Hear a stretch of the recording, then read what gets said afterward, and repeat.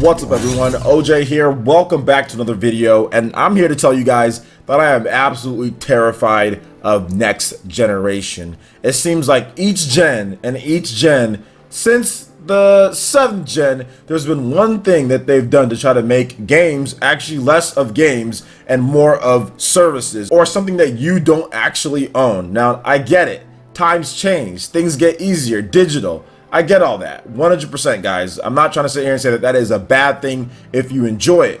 However, I don't have to like what they're doing, and I don't have to not fight for what I believe in when it comes to actual games and us playing actual games. And the next gen just terrifies me that they're trying to get rid of this in terms of the way that it's supposed to be when it comes to real games. Now, I was raised in the early 90s, all right?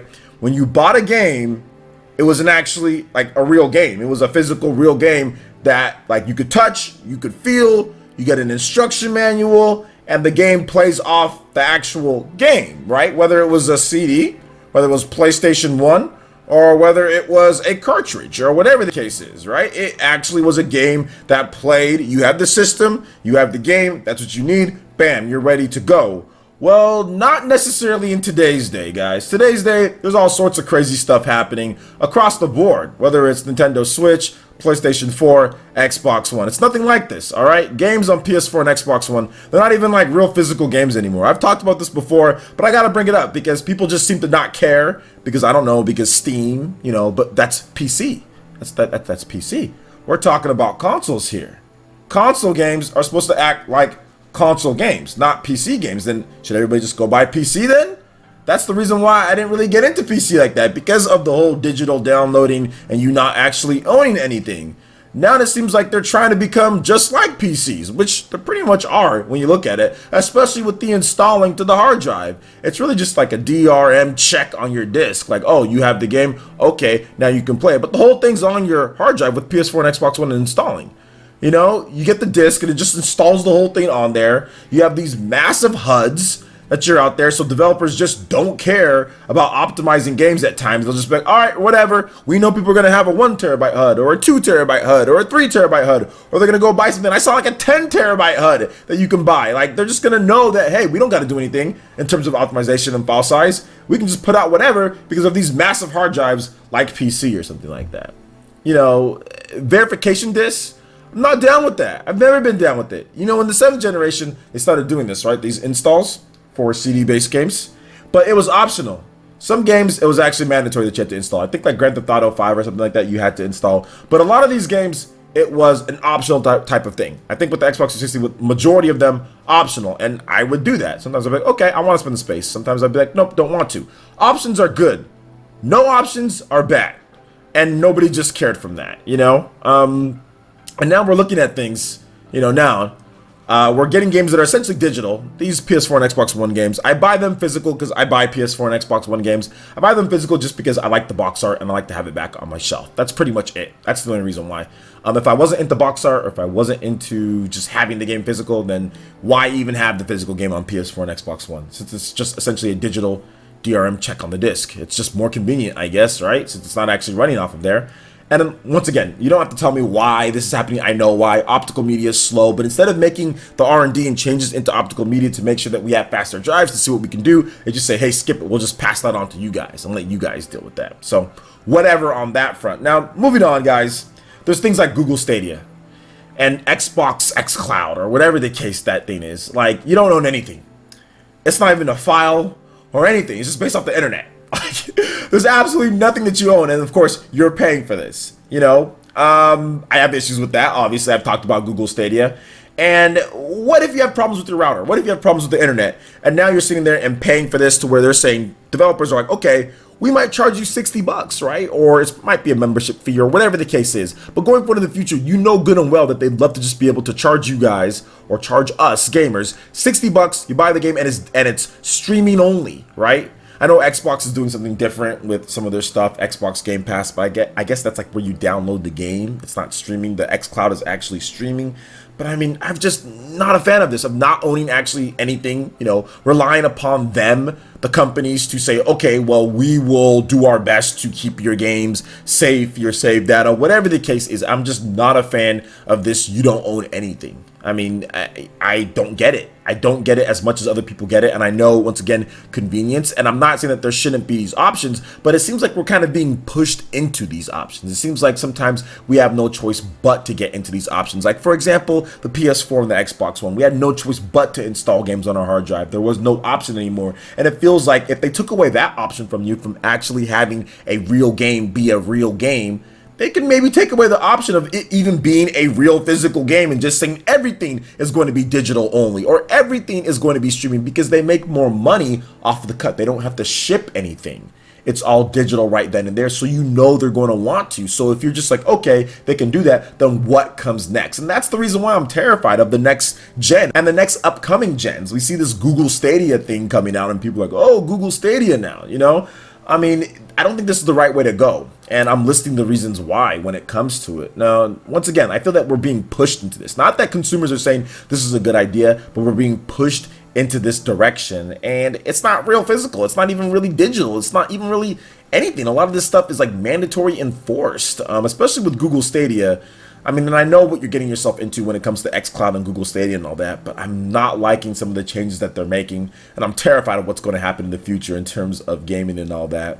And this comes to like the point of what I'm trying to say here. This is the reason why lately, especially lately, I've been buying physical games on the Nintendo Switch that have the whole complete game on there. Heck, even if they don't have the complete game on there, having somewhat of a resemblance of a physical game, of a cartridge where the game runs off there, is better than not having it at all. Is better than not having any of it. Now, once again, I don't support 100% in terms of the games that have you download part of them. I know, like, what was it, like Mortal Kombat does that. I know Resident Evil, but that's just like a download code, so that's different. I know other games, I think it's like LA Noire, for example, you have to download the rest of the game. But I feel that the struggle with the cartridges will get better. I feel that if you support that, which in my opinion is the better tech, because it's just like when you played a game back in the day, whether it was a PS1, a PS2, a regular Xbox, whether it was a Neo Geo, or it was an Atari, or it was a Super Nintendo, or an NES, whatever the case is, Genesis, it worked like a game is supposed to work.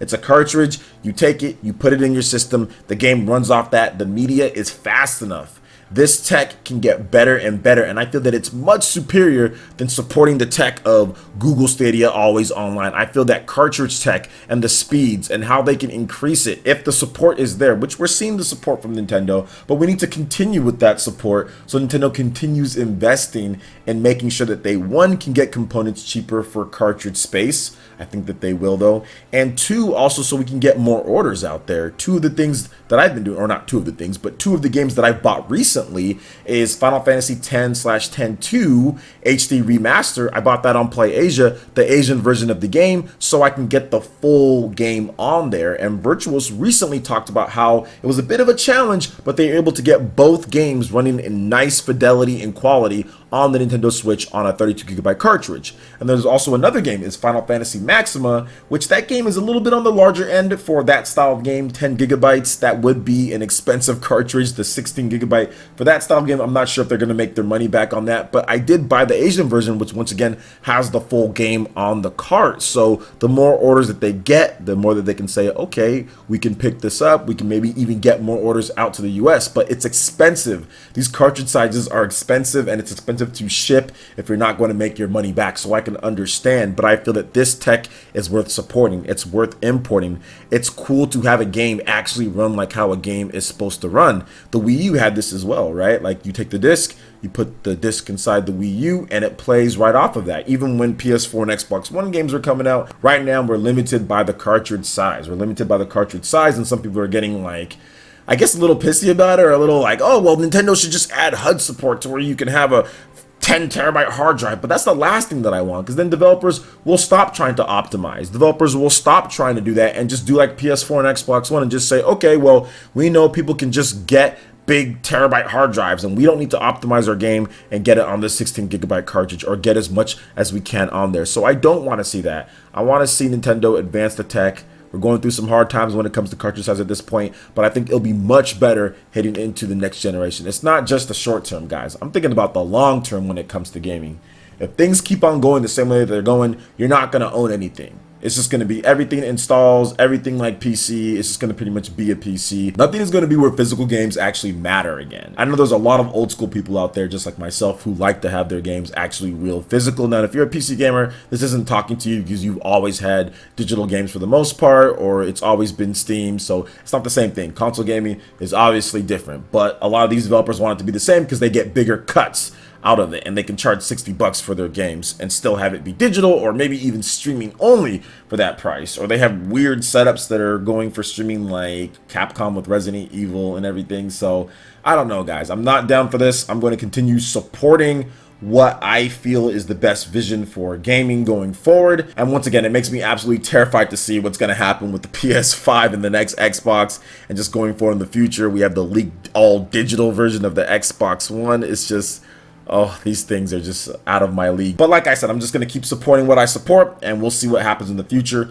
But I think we're going to get some good results when it comes to Nintendo and advancing the cartridge tech, because it's just cool, and people are responding to the Switch and physical media as well, and what it brings to gaming, to have gaming like it's supposed to be, you know, where you put the game in and you run off the cartridge and everything. So what do you guys think about what I had to say here? Are you guys a little scared about what's going to happen going forward in the future? Let me know your thoughts in the comment section below. All right, guys, that wraps it up for this video here. Go and check out the links in the description below. We got Facebook and Twitter. Go and give us a like and a follow on our social media. Hit that like button if you did like this video. Let me know you guys want more content like this going forward in the future. And subscribe to PlayerEssence for latest RPG, Japanese, and Nintendo gaming news. Thank you so much for watching, and we'll catch you guys for the next one. Peace.